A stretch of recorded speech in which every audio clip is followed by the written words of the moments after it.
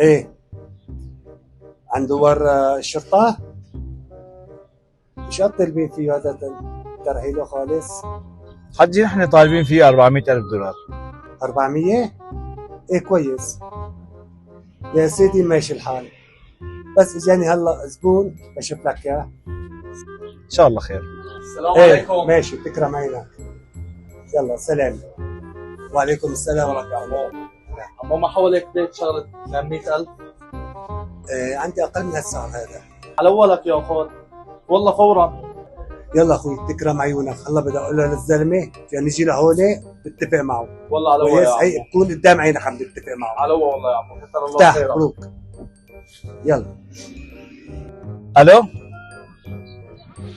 ما شاء الله عليك، حتجي فورا، جاك زبون على البيت. يلا فورا حتجي فورا، يلا فورا، ربع ساعة بكون عندك. مكتب سالة الأخير، هذا هو المكتب. السلام عليكم. وعليكم السلام ورحمه الله وبركاته. يعطيك العافية. الله يعافيك. ايه حجي وين الزبون؟ أي. اهلا وسهلا اخي. يا عمي احمد، شو طالبين بهذا البيت من الاخير؟ عم بصيف انت بتعرف هذيك المنطقة اسعارها كثير غالية، يعني نحن طالبين 400,000 دولار وبازار خفيف على الطرق. اتفقنا روح حبيبي. عمو بنقسم بالبيضة بالنص على 375. توكل على الله.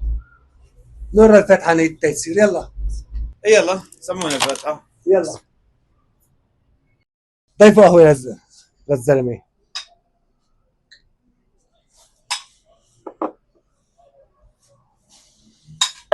عشت يا غالي. ايه عمو هي 100,000 رعبون، وصفيكم عندنا 275,000 على الفراغة.